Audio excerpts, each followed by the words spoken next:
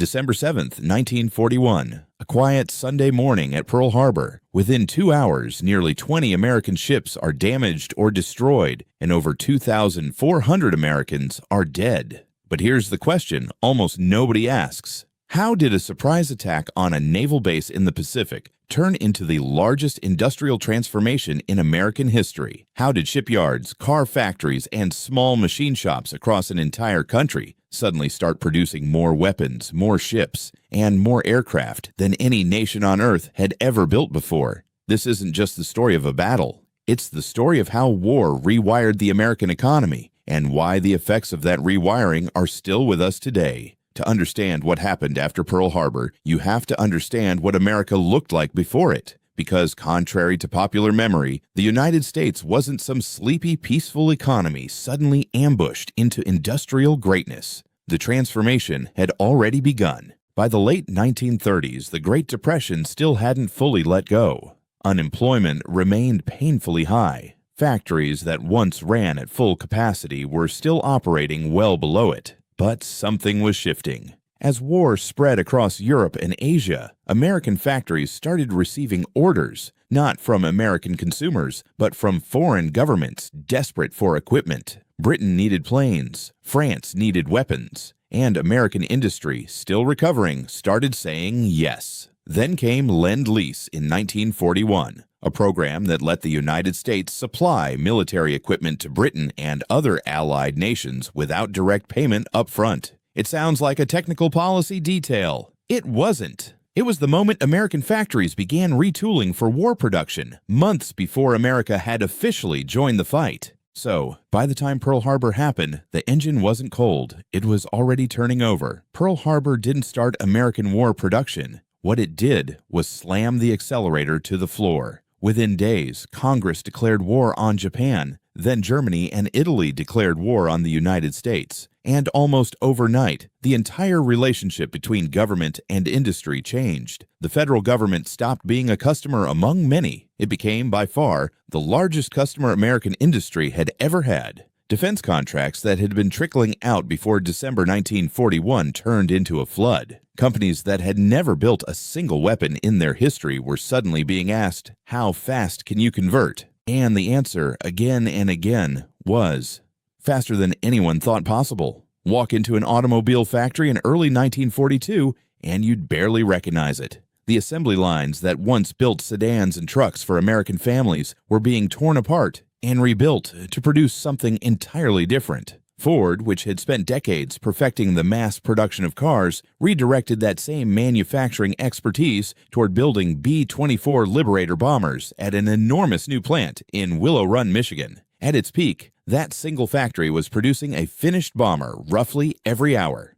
General Motors stopped building civilian cars almost entirely and shifted toward tanks, aircraft engines, and military trucks. Shipyards on both coasts expanded at a staggering pace, and a new method of construction, welding prefabricated ship sections together instead of building hull by hull from scratch, allowed America to build cargo ships known as Liberty ships in a matter of days instead of months. The question that had seemed impossible before the war, how do you turn an economy built around refrigerators, radios, and automobiles into one capable of building tanks, aircraft carriers, and bombers by the thousands, was being answered factory by factory, city by city. None of this happened for free, and the money came from one place: the federal government. Before the war, government spending was a meaningful part of the American economy. During the war, it became the dominant force in it. Federal spending expanded dramatically as Washington signed defense contracts with private companies across the country, paying to build the ships, the planes, the tanks, and the weapons that factories were now producing. To fund this, the government did two things simultaneously. It raised taxes, pulling more Americans into the income tax system than ever before, and it sold war bonds, encouraging ordinary citizens to lend the government money with the promise of repayment later, framed as both a patriotic duty and a sound investment.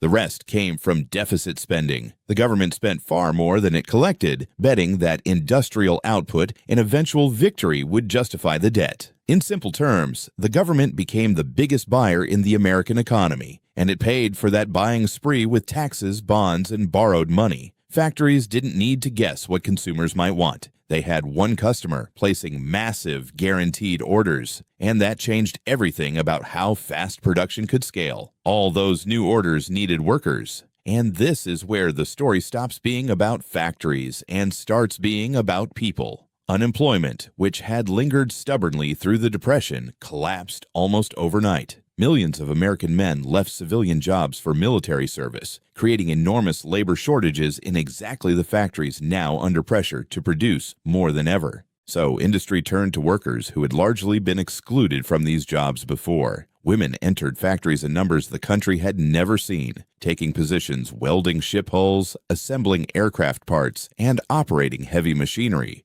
Work that became symbolized by the image of Rosie the Riveter. It wasn't just propaganda, it was economic necessity. At the same time, African American workers migrated in large numbers from the rural South toward industrial cities in the North and West, seeking jobs in defense plants. A continuation of what historians call the Second Great Migration, accelerated sharply by wartime labor demand. Wages in defense industries climbed. Workers who had struggled to find any job during the Depression now found themselves recruited, sometimes aggressively, by companies desperate for labor. Entire communities reshaped themselves around new factories, with workers pouring into cities like Detroit, Los Angeles, and Seattle. But here's the part the simple version of this story leaves out. All that industrial output didn't translate into consumer abundance. It translated into consumer restriction. With factories converted to military production, civilian goods became scarce. Automobile factories weren't making cars for families anymore. They were making tanks and planes. Rubber, gasoline, sugar, and meat were rationed, with Americans issued ration books limiting how much they could buy. The government also imposed price controls, attempting to prevent runaway inflation as wages rose and consumer goods grew scarce. War bonds weren't just a financing tool. They were also a way to pull money out of circulation, encouraging Americans to save rather than spend, at a time when there was more income chasing fewer available goods. So while unemployment dropped and paychecks grew, life didn't suddenly become easy. Americans were earning more, but there was less to buy. And much of what they earned was funneled right back into funding the war that was reshaping their jobs in the first place. By 1943 and 1944, the transformation was staggering. American factories were producing aircraft, ships, tanks, and weapons at a scale that outpaced every other country in the war combined. This required an entire logistics chain most people never think about. Steel from mills across the Midwest, aluminum for aircraft, oil to fuel ships, planes, and vehicles, railroads moving raw materials to factories, and finished equipment to ports. Every piece depended on the next. Raw materials feeding factories, factories feeding transportation networks feeding the war effort overseas. It was, in essence, an entire industrial ecosystem, built and scaled in a matter of years. And when the war ended, that capacity didn't simply disappear. Factories that had learned to mass-produce complex machinery at unprecedented speed retooled once again, this time back toward consumer goods, but with far greater industrial capability than before the war began. The infrastructure, the manufacturing techniques, the labor force experience, all of it carried forward into the post-war economy, helping fuel decades of American industrial dominance. So back to that original question. How did a surprise attack on a naval base turn into the largest industrial transformation in American history? The truth is, Pearl Harbor didn't create that transformation out of nothing. It took a mobilization that had already quietly begun and detonated it into overdrive, compressing what might have taken a decade into a matter of years. Government spending, factory conversion, and a reshaped labor force didn't just win a war. They rebuilt the foundation of the American economy for the rest of the 20th century. Pearl Harbor is remembered as a military tragedy, but its economic aftershock may have changed America just as profoundly. So here's a question worth sitting with. If it took a catastrophe to unlock that level of industrial transformation, what does that say about what it takes for a country to truly change?